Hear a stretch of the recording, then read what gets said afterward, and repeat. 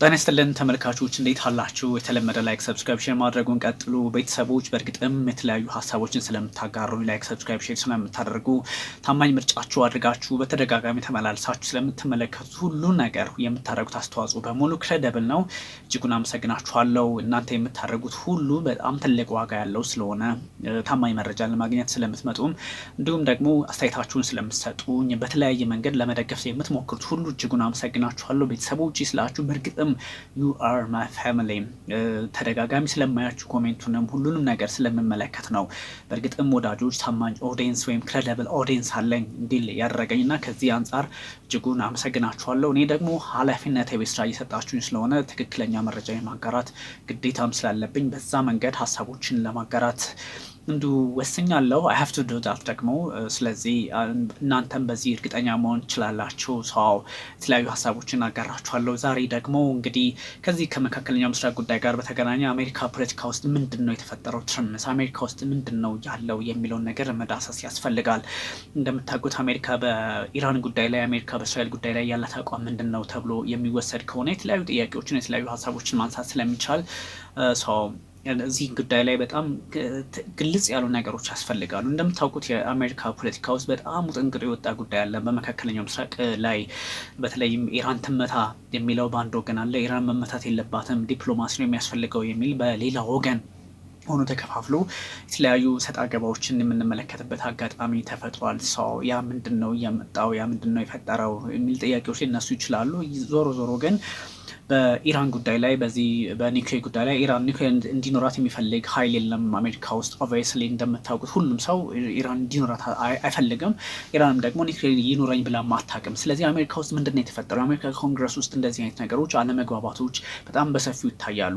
እንግዲህ አለመግባባቶች ለምን ተፈጠሩ ማለት አይቻልም። ምክንያቱም አሜሪካ ውስጥ ያለው ፖለቲካ በጣም ዳይቨርሲፋይድ የሆነ አሜሪካ ውስጥ ያለው ፖለቲካ እንደምታውቁት ዴሞክራሲም አለ፣ በጣም ደግሞ ሰፕረስ ማድረግ የሚፈልጉ ኃይሎችም አሉ። ስለዚህ ኮንሰርቫቲቭ የሆኑ ሊብራል የሆኑ ኃይሎች አሉበት። ስለሆነ በጠቅላላው ሶስት አይነት የፖለቲካ ፓርቲ አለ ተብሎ የሚታስበው ሜጀርሊ ሁለቱ ናቸው። ጂኦፒዎቹ የሚባሉት ሪፐብሊካኖቹ የነ ዶናልድ ትራምፕ እንደው በባህሪያቸው ኮንሰርቫቲቭ የሚባሉ እንዲሁ ደግሞ ዴሞክራቶች የሚባሉት በቅርቡ የምናስታውሳቸው የነ ባይደን ማለት ነው፣ ወይም የነ ካማላ ሃሪስ ኦር የነ ክሊንተን ቤተሰብ የነ ኦባማ ቤተሰብ ያለበት ማለት ነው። እና እንደዚህ አይነት ዴሞክራትና ሪፐብሊካን ተብሎ የተከፈሉ ናቸው። ዴሞክራቶች እንደ ስማቸው ትንሽ ለቀቅ ያሉ ናቸው። ለቀቅ ያሉ ናቸው ሲባል ግን በአሜሪካ ፖለቲካ በአሜሪካ ጉዳይ ላይ በውጭ ፖሊሲያቸው ላይ ለቀቅ ያሉ ናቸው ማለት አይደለም። በጣም ጠንካራ ናቸው። ላይክ እንደነ ዶናልድ ትራምፕ የሚታዩ ናቸው። ግን በሀገር ውስጥ ባላቸው ፖለቲካ የውጭ ፖሊሲያቸውም ደግሞ አንዳንዴ ሳምታይምስ የሚቀኝበት መንገድ ይህ ቢሆን በሚል ትንሽ ለቀቅ ያለ አይነት ነገር ስላለው ነው እንጂ በአሜሪካ ጉዳይ ላይ ሁሉም የሚደራደሩ አይደለም። እና አሜሪካ ውስጥ ምንድነው የተፈጠረው? ስለ አሜሪካ ውስጥ ምንድነው ስለ ኢራን የሚታሰበው ከሆነ አሁን ለምሳሌ የአሜሪካ ኮንግረስ እንደምታውቁት ለሁለት የተከፈለ ነው። ቅድም እንዳልኳችሁ ኢራንን የሚደግፍ አለ። ኢራንን የሚደግፍ ስለ ኢራን መመታት የለባትም ብሎ የሚያስብ ፓርት አለ፣ ክፍል ኃይሎች አሉ። ኢራን መመታት አለባት ብሎ የሚያስብ አለ።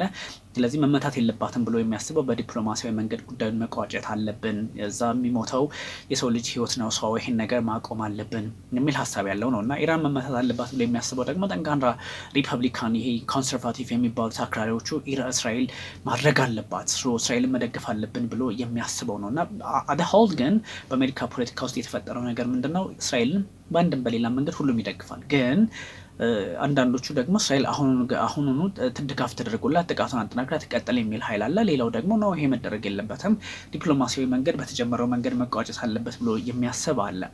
ለዚህም ነው እንደውም ከዚህ በፊት የአሜሪካ ማዕከላዊ እዝ የሚባል አለ፣ ሴንትራል ኮማንድ ኦር ሴንትኮም የሚባለው የእሱ አዛዥ ሚካኤል ኩሪላ የሚባሉ ሰው እሳቸው ጀነራል ናቸው። እሳቸው ምንድን ነው ያሉት? የአሜሪካን ፖለቲከኞች ሎቢ ሲያደርጉ ነበረ። ጥቃት መሰንዘር አለበት፣ እስራኤል ጥቃት ሰንዝራ እኛም ተደርበን ኢራንን ማጥፋት አለብን፣ ኒክሌርን ማጥፋት የሚቻለው ወይንም ደግሞ ኒክሌርን ማጥፋት የምንችልበትን አጋጣሚ የምንፈጥረው እኛ ነን የሚል ሀሳብ ሲሰጡ ነበረ። ስለዚህ እነ ሚካኤል ኩሪላ ኢራን የመሳሰሉ ኃይሎች ጦርነቱን የሚደግፉ ናቸው ማለት ነው። እንደውም ጀነራል ሆነው ማለት ነው። አንዳንዶቹ ደግሞ በተለየ አቅጣጫ ጦርነት አያስፈልግም፣ ማርገብ ያስፈልጋል። ጦርነት ውድመት ነው። እስራኤልም ትወድማለች፣ ኢራንም ትወድማለች። አሜሪካም ደግሞ በዓለም ዙሪያ ያላት ኃይል ሁሉ የሚወድምበት አጋጣሚ ይፈጠራል። ካታር ውስጥ ያለውን መመልከት እንችላለን የሚሉ ሀሳቦች ሲነሱ ነበር። ያ ማለት ምንድነው? ካታር ውስጥ ያለውን ጉዳይ ስንመለከት፣ ኢራን ውስጥ ያለውን ጉዳይ ስንመለከት በጣም የተለያዩ እንቅስቃሴዎች ሊኖሩ ቢችሉም ግን የሁለቱን ኃይሎች ውጥረት ማርገብ የሚችል የፖለቲካ አቅምና ግንባታ እንደሚያስፈልግ አሁንም በግልጽ እየተቀመጠ ይገኛል። ስለዚህ በምን መንገድ ነው ይህን ሁኔታዎች መፍታት የሚቻለው የሚለውም በግልጽ እና እንዲሁ በቃ ተፍታቶ መቀመጥ ያለበት ጉዳይ ነው። ምንም ሄስቴት የሚያደርግ ነገር የለውም እና አሜሪካ ውስጥ በኢራን ጉዳይ ላይ እንደዚህ አይነት መከፋፈሎች አሉ። ግን በጠቅላላው ስንመለከተው ግን አሜሪካ ውስጥ ያሉ ፖለቲከኞች በሙሉ እስራኤል ላይ ይጨክናሉ ወይ ነው ጥያቄው። አይጨክኑም። ኦፍኮርስ ምንድነው እስራኤል 1948 ላይ እንደ ሀገር ስትመሰረት በ11ኛው ደቂቃ በሃሪ ኤስ ትሩማን አማካኝነት ያኔ እውቅና የተሰጣት በ11ኛው ደቂቃ በዓለም ላይ ካሉ ሀገራት የመጀመሪያው ሀገር ለእስራኤል የሀገርነት እውቅና ከሰጡ ሀገራት መካከል የመጀመሪያዋ አሜሪካ ነች። አሜሪካ እውቅና ስትሰጥ ያኔ የወቅቱ የነበሩት ፕሬዚዳንት ጉዳዩን ስላላሰቡበት ምናምን ብቻም ሳይሆን አሜሪካ እንደ ሀገር ለእስራኤል ያላትን እስካሁን የዘለቀ አመለካከት በግልጽ የሚያሳይ ነው። እንደምታውቁት በአመት 3.8 ወይ 5 ቢሊዮን ዶላር ወታደራዊ ድጋፍ ብቻ ይደረግላታል። የሌሎች ድጋፎች የሌሎች እንቅስቃሴዎች እንዳሉ ሆኖ ለእስራኤል እና ይሄን የምታደርገው አሜሪካ ናት። ለግብፅም 3 ምናምን ታደርጋለች። ሰው አጋርነታቸው በዚህ ልክ ስለሆነ በቀላሉ የሚታይ አይደለም። ኦፍኮርስ ግን በዚህ ጦርነት ውስጥ አሁን ለምሳሌ ፕሬዚዳንት ዶናልድ ትራምፕ ሪፐብሊካኑ የ15 ቀናት ወይም ደግሞ 2 ዊክስ ጊዜ ሰጥተዋል ለመወሰን አፕሮቭ ያደረጉትን ነገር እንዳለ ከዚህ በፊት ተነጋግረናል። ግን አሁን ጉዳዮችን ለመወሰን አንድም በዚህ መንገድ ሁለትም በዚህ መንገድ አይነት ነገር የፖለቲካ አቋም ያላቸውን ነገሮች እያራመዱ ነው እና ይሄ እስከምን ይቀጥላል? ይሄኛው በእርግጥም ያስኬዳቸዋል የሚለውን ጥያቄ በስፋት የሚያስነሳ ነው። ወደ ተመልካቾች ሰው 15 ቀናት ውስጥ ምንድን ነው ውሳኔው? ዶናልድ ትራምፕ ምንድን ነው የሚጠብቁት ከኢራን ከተባለ ምንም አንድና ሁለት የሌለው ኢራን የኒውክሌር ጦር መሳሪያ አልተጠቀም፣ በቃ ሰላም ነው የምፈልገው ብላ እጇን አጣጥፋ እንድትቀመጥ የሚያደርግ ትዕዛዝ መሰል ሀሳብ ነው ሊኖር የሚችለው። ግን ኢራን ያን ማድረግ ትችላለች ወይ ነው? ኢራን ያን ማድረግ የማትችልባቸው መንገዶች አሉ። ምክንያቱም ይህን የምታደርግ ከሆነ ላለፉት 45 ዓመታት ወይም ደግሞ ከ1979 አብዮት በኋላ ከኢራኑ አብዮት በኋላ ከዚህ ከሰንትሪፊውጅ ወይም ደግሞ ከኒውክሌር ማብላላት ጋር በተገናኙ ጉዳዮች ሳይንቲስቶቿን ዋጋ አታለች። እንግዲህ 6፣ 7፣ 8 የሚሆኑ በአሁኑ እንኳን ጥቃት እስራኤል ገላባታለች እና እሱን ነገር ስንመለከተው ለምን ይህን ሁሉ ዋጋ መክፈል አስፈለገ? ዩራኒየም ማበልጸግ ላይ እዚህ ታቆሚያለሽ የምትባል ከሆነ ለምን እዚህ ላይ ትቆሚያለሽ? እንድትቆም ተደረገ የሚል ጥያቄ ይነሳል። ሰው ኢራን በቀላሉ በዚህ መንገድ ታቆማለች ወይም ደግሞ ሀሳቧን ትገታለች ምናምን ተብሎ አይታሰብም። ብዙ እንቅስቃሴዎች፣ ብዙ ሀሳቦች፣ ብዙ ግምት ውስጥ መግባት ያለባቸው ጉዳዮች ቢኖሩም እና በግራም በቀኝም ያሉት ሀሳቦችን በአንድም በሌላም መንገድ ያሉትን የተቃውሞ ድምፆችን ለመፍታት የሚያስችል የፖለቲካ ግርግር አያስፈልግም ብሎ የሚያስቡ ኃይሎች አሉ። ዞሮ ዞሮ ቅድም እንዳልኳችሁ እንግዲህ አሜሪካና እስራኤል ያላቸው ስትራቴጂክ ግንኙነት ያላቸው የፖለቲካ ትስስር እስከ ምንድን ነው የሚለውን ካየን ከ1948 ጀምሮ ያለውን ከዛ በፊት እንግዲህ አይሁድ እንቅስቃሴዎች ሲጀመሩ አሜሪካኖች የተነበሩ ምን አይነት ድጋፍ ይኖራቸዋል የሚለውን እንዳለ ሆኖ ግን በዚህ መንገድ ውጥረቱን አባብሶ የሚቀጥሉ ጉዳዮች እንዳሉ ያስመለክታል። ስለዚህ አሜሪካና እስራኤል ላለፉት 75 ዓመታት በጣም ወዳጆች ሆነው በመካከለኛው ምስራቅ አንድም ቀን የፖለቲካ ኮሽታ ሳይሰማባቸው ይቀጣሉ። ሶሪያ ውስጥ የመንግስት ሲቀየር አንድ ላይ ሮል ያላቸው ያ ማለት የበሽር አልአሳድ ከወራት በፊት ታህሳስ ላይ የተፈጸመውን መፈንቅለ መንግስት ማስታወስ እንችላለን። እሱን መመልከት እንችላለን። ከዛን ደግሞ ኢራቅ ውስጥና ሳዳም ሁሴን ከስልጣን ሲነሱ የነበረውን ሁኔታ እናስታውሳለን። ሊቢያ ውስጥ ያለውና ሙአመር ጋዳፊ ከስልጣን ሲነሱ የነበረውን እንቅስቃሴ፣ ሶማሊያ ሳይቀር ሱዳን ውስጥ ሳይቀር አሜሪካና እስራኤል አንድ ላይ ሆኖ ነው የአፍሪካን ጉዳይ የመካከለኛው ምስራቅን በጥቅሉ የዓለምን ጉዳይ የያዙበት መንገድና ስለዚህ ይህን ስትመለከቱ አሁን ባለው ሁኔታ የተለያዩ እንቅስቃሴዎች ቢኖሩም ከግራም ከቀኝም አንዳንድ መወራወሮች ቢኖሩም መፍትሄ ሊመጣ የሚችልበት እድል እንዳለ ቢታሰብም ዶናልድ ትራምፕ ለ15 ቀናት በዚህ ልክ ሀሳብ ሲሰጡ ምንድን ነው ያለው ጫና የሚለውን ነገር ያስቀምጣል። እስራኤል አሁን ጥቃት የምትፈጽምባቸው የራሷ ምክንያቶች አሉ አይደለ? እስራኤል ይሄ በዚህ መንገድ ጥቃት ፈጽም ያለው ትላለች። አንደኛው አሁን ከመጀመሪያ ላይ ጥቃት ሲሰነዘር ዩራኒየም እያበለጸገች ነው እና ዩራኒየም ደግሞ በቅርብ ጊዜ ውስጥ ወደ አንዳች የኒውክሌር ኃይል ሊቀየር ይችላል የሚል አላማን ይዛ ነው የተነሳችው። ስለዚህ እሱ ነው ወይ ነው። ከዛ ደግሞ ምንድነው የተባለችው? የአያቶላ አሊ ሀመኒ አስተዳደር መቀየር አለበት ተባለ። እንዲህ አይነት ሀሳብ መጣ። ሰው ሁለት አላማዎችን ማሳካት ይቻላል ወይ? በጣም አስቸጋሪ ነው። ሁለት አላማዎችን ማሳካት የማይቻልበት አጋጣሚ እድል እንዳለ ኦፍኮርስ የሚያሳይ ጉዳይ ነው እና በተለያዩ ሁኔታዎች፣ በተለያዩ አቅጣጫዎች፣ በተለያዩ የጭንቀት መንፈስ ወይም ደግሞ አስቸጋሪ የፖለቲካ እንደምታ ባለበት መንገድ ነው እነዚህ ሁለት ሀገራት ውጊያቸውን እያደረጉ ያሉት። ሰው እነ ኔታንያሁ ፍላጎታቸው የኒውክሌር ድርድር ቢደረግ እስከ ኒውክሌር ድርድሩ በኋላ ምንድን ነው ሊሆን የሚችለው የሚለውን ኒውክሌር ድርድር ኢራንና አሜሪካ እንደው ተስማምተው በ3.67 በመቶ ተስማምተው በቃ ከዚህ ላይ ማቆም አለብን ተብሎ ቢስማሙ እንኳን ጠቅላይ ሚኒስትር ቤንያሚን ኔታንያሁ ምንድን ነው ሊያደርጉ የሚችሉት? ፍላጎታቸውስ ምንድን ነው? ወዴት ሊያመራ ይችላል ውጥረቱ የሚለውን ደግሞ በግራም በቀኝ ማየት ያስፈልጋልና ቀላል አይደለም ነው አንደኛው። ከዛ የተለያዩ ሀሳቦችን ማንሳት እንችላለን። ሰው በእርግጥ አሁን IAEA የዓለም አቀፉ የአቶሚካል ኤነርጂ ድርጅቱ አንድ ሀሳብ ሲሰጥ ነበረ። በተለይም ዋና ዳይሬክተሩ ማኔጂንግ ዳይሬክተር ራፋኤል ግሮሲ አንድ ሀሳብ ሲናገሩ ነበር። እሳቸው ምንድን ነው ያሉት? እስካሁን ባለው ሁኔታ ምንም አይነት ለስጋት የሚሆን ምንም አይነት የሚያስጨንቅ ምንም አይነት ኢራን የኒውክሌር ጦር መሳሪያ ልትታጠቅ የምትችልበት እድል እንዳለ የሚያሳይ ወይም ደግሞ እሷም እንደ ሀገር እንደዚህ አይነት ፍላጎት እንዳላት የሚያሳይ ነገር አላገኘውም ብሎ ካረጋገጠ በኋላ ነው እንግዲህ አለ ስቲል እናንተ እንደዛ ትላላችሁ እንጂ አለ በሚል እነ እስራኤልም ጥቃት የሚሰነዝሩት እነ አሜሪካም ጥቃት ለመሰንዘር እያኮበኮቡ ያሉትና ምንድን ነው ግን ምንድን ነው ያላት ኦን ደ ግራውንድ የኢራን የሚለውንም ማየት በእርግጥ ያስፈልጋል። ኦን ደ ግራውንድ ኢራን እንደምታስታውሱት 2017 ላይ የነበረውን ስምምነት የአሜሪካው ፕሬዚዳንት በወቅቱ የነበሩት ባራክ ኦባማ 2015 ላይ የኒውክሌር ስምምነት አድርገዋል። የኒውክሌር ስምምነት ሲያደርጉ P5+1 የሚባለው ማለት ነው የአምስቱ የጸጥታ ምክር ቤት ያሉት ፐርማነንቶቹ ያ ማለት ፈረንሳይ፣ ብሪታንያ፣ አሜሪካ፣ ቻይና እና ራሻ የነበሩበት +5 ደግሞ ጀርመን ሆነው ኢራን ያለችበት ስምምነት የአምስቱ ሀገራት እንግዲህ 6 ሀገራት ከኢራን ጋር ያደረጉት ማለት እንችላለን ስምምነት በነን ፕሮሊፌሬሽን ህግ ማለት ነው በኤንፒቲ በሚባለው በመንግስታቱ ድርጅት አሰራር መሰረት ማለት ነው በሱ መሰረት ስምምነት ነበር። ያ ስምምነት ምንድነው? ዩራኒየም ማበልጸግ ትችላለች። ኢራን ግን የምታበለጽገው እስከ 3.67 በመቶ ነው ተብሎ ተስማሙ። ከዛ ለኢራን ማዕቀብ እንዲነሳላት የተለያዩ የተደረጉባቸው ገደቦች በተለያዩ ሀገሪቱ ዓለም ጥግ ላይ የመንቀሳቀስ ገደብ ፊውል ላይ የተጫነው ኦይል ላይ የተጫነባቸው ማዕቀብ እንዲነሳ የሚያደርጉ ስምምነቶች ነበሩ በወቅቱ ባራክ ኦባማ ያደረጉት። ከዛ ትራምፕ እንግዲህ ዴሞክራቶችን አሸንፈው ሲመጡ 2017 ላይ ጥያቄ አነሱ። ምርጫ 2016 ነው ስልጣን የያዙት ያው ጥር 12 ላይ በእኛ አቆጣጠር ስለሚሆን ወዲያውኑ 2017 ላይ እንዲህ አይነት እንቅስቃሴ የጀመሩ 2018 ላይ ይሄ ምንም ለረዥም ጊዜ በኋላ ኢራንን የኒውክሌር ጦር መሳሪያ ባለቤት የሚያደርግ አይነት ስምምነት ስለሆነ መቀደድ አለበት መቆም አለበት አሉ። ዶናልድ ትራምፕ ዊዝድሮ አደረጉ። ስለዚህ ባይዘይ ኢራን ከ3.67 በመቶ በላይ የመታጠቅ ፍላጎት አልነበራትም።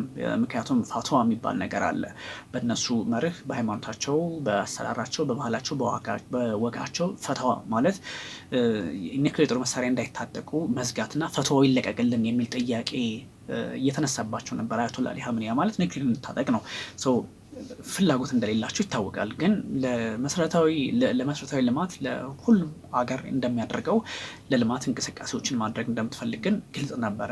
ያም ሆኖ ግን ፖለቲካሊ ማኖፕሌት ተደርጎብኛል የሚል ነገር አለ። ለዚህም ነው የአሜሪካ ፖለቲከኞች 3.67 አሜሪካ ውስጥ ምን ተከሰተ የሚል ጥያቄ በእርግጥ ሊያስነሳ ይችላል። 3.67 በመቶ ዩራኒየም ማበልጸግ አለባት ኢራን ተብሎ ስምምነቱን የነበረው ስምምነት ቀጠለ። ዛይን ነው 2018 ላይ ዶናልድ ትራምፕ በመጀመሪያው የስልጣን ዘመናቸው ትተውት ወጡ። አያስፈልግም ብለው ትተውት ወጡ። ከዛም በኋላ እሷ 20 በመቶ ደረሰች የሆነ ሰዓት ላይ። አሁን 60 በመቶ ደርሳለች። 60 በመቶ ማለት ሚኒመም ኦፍ ያ ማለት ሴንትሪፊውጅ ከተጠቀመች በቀናት ውስጥ እስከ 8 ቀናት በ3 ቀን በ4 ቀን ሊሆን ይችላል 60 በመቶ ሆነ ማለት በቀናት ውስጥ ሴንትሪፊውጅን ተጠቅማ ኒውክሌር መታጠቅ የምትችልበትን እድል ኢራን አገኘች ማለት ነው። ስለዚህ ያስታጠቋት እንደውም ዶናልድ ትራምፕ ናቸው። ባራክ ኦባማ 3.67 ላይ እንድትቆም አድርገዋት ነበረ። ሰው ራሳቸው ዶናልድ ትራምፕ ትተወጡ ስምምነቱን። ስለዚህ ኢራን ከስምምነት ስለወጣችሁ ራሴን መጠበቅ አለብኝ፣ ራሴን ለልማት ማዘጋጀት አክቹዋሊ የጦር መሳሪያ እሰራለሁ አላለችም። ራሴን በዚህ መንገድ ፕሮቴክት ማድረግ አለብኝ አለች። 60 በመቶ ላይ ቁጭ አለች። 60 በመቶ ማለት ደግሞ ኦልሞስት ዩራኒየም በልጽጎ በትንሽ ጊዜ ውስጥ የአቶሚክ ቦምብ መታጠቅ የምችልበትን እድል ፈጠረች ማለት ነው። አቶሚክ ቦምብ መታጠቅ የምችልበትን 90 በመቶ ዩራኒየም በለጸገ ማለት 90 በመቶ አቶሚክ ቦምብ ያዝን ማለት ነው። አንድ ሀገር ያዘ ማለት ነው። ሰው አሁን 60 በመቶ አላት። ሩቅ ይመስላል አይደለ? 30 በመቶ ለማድረስ ቀላል ነው በጣም። የሴንትሪፊውጅ የሚባለው በቀናት ውስጥ ቶሎ አብላልቶ ዩራኒየሙን የአቶሚክ ቦምብ ደረጃ ወይም ኒውክሌር ደረጃ ላይ ስለሚያደርስ ማለት ነው። በዚህ መንገድ ስጋት አለ የሚል ጥያቄ የተነሳና ቢያንስ እንኳን በአሁኑ ሰዓት 10 የሚሆኑ የኒውክሌር ጫፎችን መታጠቅ ትችላለች ኢራን ተብሎ ይታሰባል። አይኤም ያለው ይሄን ነበረ። አሁን ደግሞ ምንም አይነት ማረጋገጫ የለኝም ኢንቴንሽን ሲል ይኑራት አይኑራት የሚል ሀሳብ አጋራ። ከዛ ውጭ ደግሞ እንደምታስታውሱት ኒውክሌር እጅግ አስፈሪ አስቸጋሪ ነው። ኒውክሌርን በሰው ልጅ ታሪክ ላይ ለመጀመሪያ ጊዜ የተጠቀመችው እንግዲህ አሜሪካ ናት፣ ዩናይትድ ስቴትስ ናት። በሁለተኛው ዓለም ጦርነት መገባደጃ ላይ በጃፓን እንግዲህ ሂሮሺማና ናጋሳኪ ላይ በተፈጸመው ጥቃት ሚሊዮኖች እስካሁን የሜታቦሎጂ ምንድነው ትንሽ ይሄ ከጂን ጋር የተገናኙ ችግሮች እንዲፈጠሩ እዛ አካባቢ ቦምቦ ያረፈበት ቦታ ላይ እህል አለመብቀል እንደዚህ የጀነቲካል የሆኑ ችግሮችን ፕሮብለምስ ድሮባክስ ያመጣ ጉዳይ ሆኗል። እና ሁለተኛው ዓለም ጦርነት ላይ ናጋሳኪና ሂሮሺማ ላይ ጃፓን የተጠቀመቻቸው ጦርነቶች አሜሪካ የተጠቀመቻቸውን አቶሚክ ቦምቦች ያህል አቅም አለው ማለት ነው። 60 በመቶ እንኳን 90 በመቶ 60 በመቶ። በዛ ላይ ቴርሞኒክሌሩ አሁን አደገኛ ነው። ምክንያቱም ዘመናዊ ነገሮችን፣ ዘመናዊ የጦር መሳሪያዎች፣ ዘመናዊ ቴክኖሎጂዎችን ስለሚጠቀሙ በቀላሉ ከዚህ በፊት ከነበሩት ኒክሌሮች አሁኖቹ በጣም ስትሮንግ ናቸው እና በዚህ ልክ አስፈሪ ሆኖ ሊቀጥል እንደሚችል በግልጽ ያስቀምጣል ነው ጉዳዩ። እና ምንድን ነው ይሄ ነገር ምን ሊፈጥር ይችላል፣ ምን አይነት አስቸጋሪ ሁኔታዎችን ከትላንቱ ዛሬ በተለየ መንገድ ሊፈጥር ይችላል የሚለውን ግምት ውስጥ ማስገባት ስላለብን ነው በዚህ ልክ በቀጥታም በተዘዋዋሪ መንገድ ሀሳቡን ማንሳት አስፈላጊ ሆነው እና አሜሪካ ላይ በጣም የተፈጠረው ነገር አስቸጋሪው ነገር ጦርነቱ እንዲቀጥል የሚፈልጉ አሉ። ለምሳሌ እነ ካሮላይን ሌቪት የሚባሉት የፕሬስ ሴክሬታሪ የዶናልድ ትራምፕ እሳቸው 15 ቀን ሰጥተዋል። ራሳቸው ትራምፕ ያሉትን ቃል በቃል ነው የምላችሁ። በ15 ቀን ውስጥ ሁሉም ነገር ይለይለታል ነው። ለዚህም ነው አሜሪካ ውስጥ መከፋፈል አለ። አሜሪካ ውስጥ ፖለቲካው እንደምታውቁት ኒዮኮንስ የሚባሉ አሉ። ኒዮኮንስ የሚባሉት ሞር ኮንሰርቫቲቭ ወይም ደግሞ ትንሽ አክራሪ ናቸው እና ወደ እስራኤል ያዘነበለ እስራኤል እንደዚህ ማድረግ አለባት፣ እስራኤል እንዲካረገች ደግሞ አሜሪካን በዛው ጥቅሟን ታስከብራለች ብለው የሚያስቡ ኮንሰርቫቲቭ የሚባሉ ጠንከር ያለ አቋም መራመድ የሚፈልጉ ሰዎች እነሱ ማየት ይቻላል እዛ ላይ አሉ። ኦፍኮርስ ሌሎች ደግሞ ዴሞክራት ሊበሬት የሆኑ ይሄ ነገር መደረግ የለበትም ጦርነቱ ዋጋ ያስከፍላል ብሎ የሚያስቡ አሉ። ግራ ገብቷቸው መሀል ላይ የሚቆሙ አሉ እና በዚህ ልክ የተቃኘ የፖለቲካ ሂደት ውስጥ ያሉ ሀገራት ናቸው እነዚህ ሀገራት። ሰው ምንድን ነው መፍትሄው፣ ምን ሊመጣ ይችላል የሚለውንም በግልጽ ማስቀመጥ ያስፈልጋል። እና ዋናው አሜሪካ ውስጥ ምን ተፈጠረ በኢራን ጉዳይ ላይ በእርግጥ ኢራን በ15 ቀን ትመታለች ወይ?